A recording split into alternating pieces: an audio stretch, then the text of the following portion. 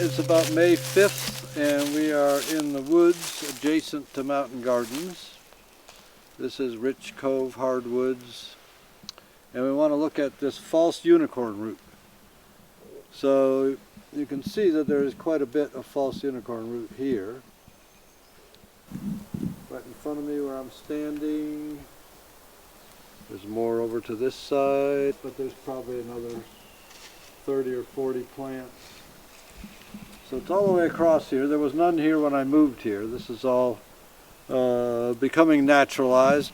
I get out and fling the seeds around. This is an important one. This is going to get endangered real fast. This is now perhaps the second most valuable plant coming out of our woods, and you can see how easy it is to find. I mean, ginseng is at least a little difficult to find most of the time, but this thing in flowering season, you can see it from a long distance away. I've had, over the years, 6 or 7 good places to collect seed, and 5 or 6 of those have disappeared by unscrupulous collectors getting in and just digging everything up. And it's easy for them to do that because it's more or less evergreen. Even in the winter, the basal rosette is visible. It turns kind of purplish, but it's there all winter long. When you find it, you tend to find patches like this. And as I said, I've watched as a number of them have totally vanished.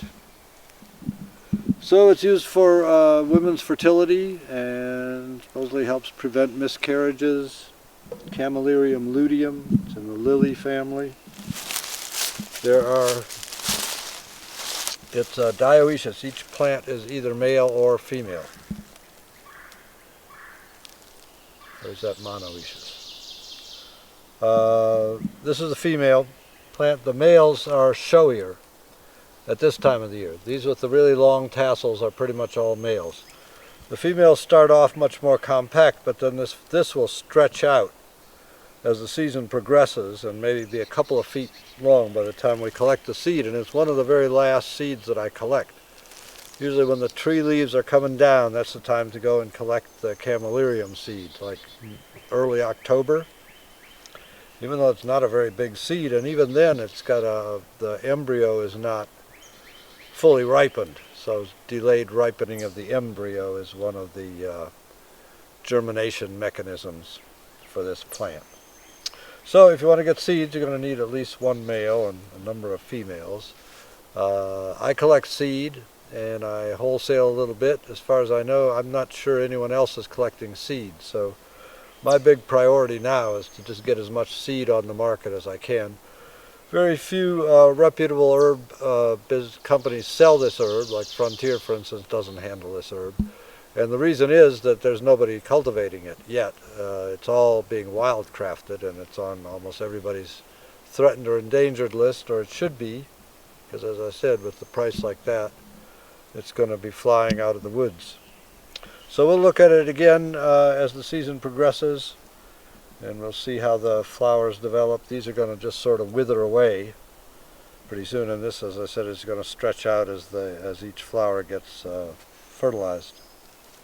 It's the beginning of November, and we're looking at false unicorn root. This is one of the very last seeds that we collect every year. False unicorn root and the Chinese angelica. Very late. Even though this flowered way back in May, it takes all this time to fill up these little pods, and even then the seed is not quite ready to germinate. So we wait until these little pods start to open up at the tip, and that's when we go ahead and harvest it. So there's quite a little colony here.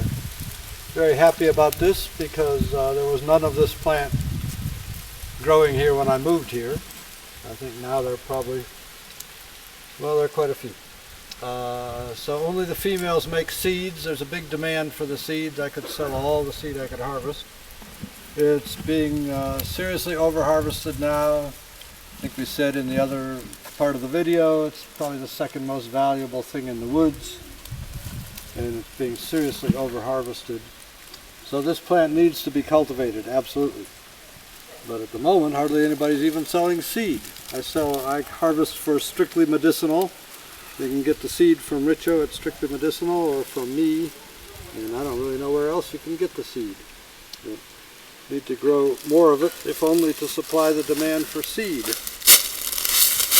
So I want to dig one up, and I'm certainly not going to dig up any of these females, because they make seeds. So a sustainable way to harvest this plant would be to just dig up the males, leave a few, and leave the females to repopulate. But the people who are out in the woods digging stuff up don't think like that. Not very many of them anyway, unfortunately. So one of the problems about this plant, well, one thing is it's really quite showy when it's in bloom, so it's very, very easy to find. You can see it from a long distance in the woods. And the second problem is that it's more or less evergreen. So it's there all winter. The ginseng at least disappears, in the winter. It has a safe season. But this plant, the leaves do not disappear. They turn a sort of a purplish color. It gets sort of hard to find, but you can definitely find it if you know what you're looking for. So we will take this down and wash it off so you can get a look at it. It's a pretty small root. And this one is several years old. It's got a couple of different growing points on it. So when we say $60 a pound, you're going to need to dig up a lot of plants to make a pound. But we'll take this one down and wash it off and have a look at what the unicorn root looks like. And then we're going to harvest these seed stalks. Move it out in the sun. So you can see these are just starting to open up at the tip. And then as the wind blows, the seed will be distributed. The seed looks like a little flake. It's definitely designed to be moved by the wind. And that's how it gets around.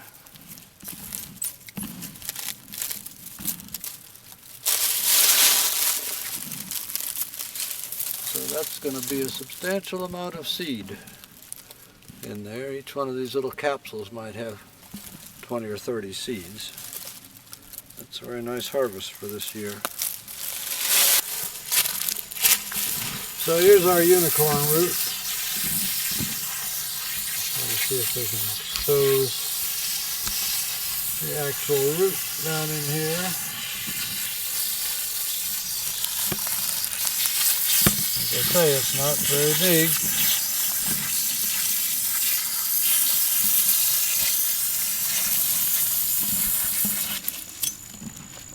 So this is probably several years old.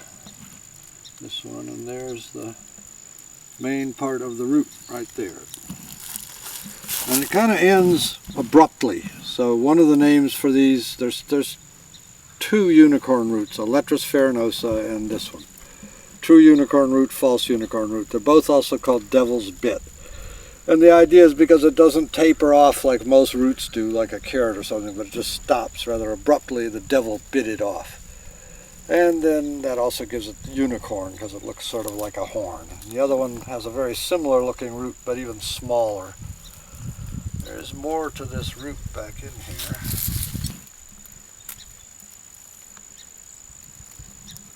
So in the book Growing at-Risk Medicinal Herbs by Richo Sec, which you can obtain from Strictly Medicinal, he mentions that this can be propagated from root cuttings. Slices across the root. I have tried that 3 times with 0 success, but evidently he got it to work for himself at least once. So that's something you could try, but the only way I've succeeded is by seeds. So you can see the root actually, there's a little more to it than it looks like. The root, this is all root up here. Kind of very wrinkled with these very distinct striations. So that is Chamaelirium luteum.